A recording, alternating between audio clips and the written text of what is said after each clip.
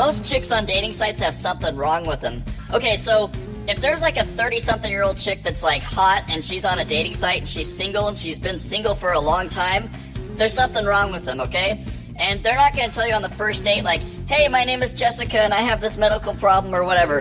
The reason why they don't do that is because they don't want to like devalue themselves or whatever. So you find out this shit like, multiple months down the road after a relationship or whatever, right? One of the things you're going to find out a lot is most of these chicks like in their 30s on Bumble or Tinder or whatever it is, like they are stuck on an ex-boyfriend. And you'll be going out on a date, and they'll just keep talking about that ex. They'll be like, oh, he mistreated me, and he was this and that, but he was sweet at sometimes, you know? I mean, and it's always got to be, like, the biggest loser on the planet. It's never a functioning member of society. And they just can't shake the guys, you know? Like, they'll always talk about them. That's always, like, what it's all about. Oh, yeah, there was, like, this other chick that I dated that had this medical issue where she randomly fainted or passed out at random times, and it had something to do with, well, actually, I don't know what it was. It was just some sort of medical issue or whatever. And she had, like, this wristband that had all her medical information. And, because I always wondered what that was. I thought it was, like, some sort of something for the army or something. But yeah, no, she just randomly passed out at certain times or whatever.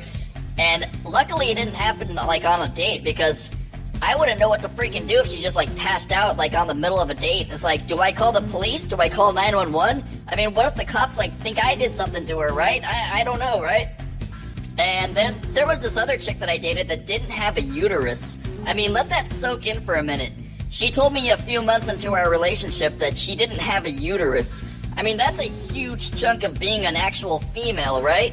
I mean, that's something somebody might want down the road if they were gonna be, like, in a relationship or married to them. You know what I mean? And, at first I thought she was just bullshitting me, trying to get rid of me or something like that. And, then I saw, like, her ex-husbands, like, the pictures. She was, like, married twice. And, I believed it because that's a good reason to get a divorce, you know? Then there was this other chick that I dated for a while, and she was a hardcore alcoholic. And luckily I found this one out kind of, like, a few weeks into it, because it was pretty obvious, and she had to take a shot of whiskey, like, every hour. If she didn't take a shot every hour, she would start hallucinating or something like that, right? And, but yeah, no, she couldn't go anywhere, she couldn't do anything, she couldn't drive or whatever, she had her license revoked and everything, but yeah, this is the kind of bullshit you gotta put up with on dating apps, right? And the most common problem you're gonna find with chicks on dating apps is being a single mother. And yes, that is a big problem. I know the single mothers don't think that's a problem, but, to the dudes dating them, that is a big problem because, you gotta put up with, like, all their bullshit too, and there's gonna be a lot of shit to fuck everything up. And you know what I was thinking? I was thinking, what if there's a chick out there who was a single mother, who was stuck on her ex, who had no working uterus, who was a drunk, and also had a fainting problem? And the funny thing is, there's probably a lot of chicks that are like that. You wouldn't have to look too damn hard, would you?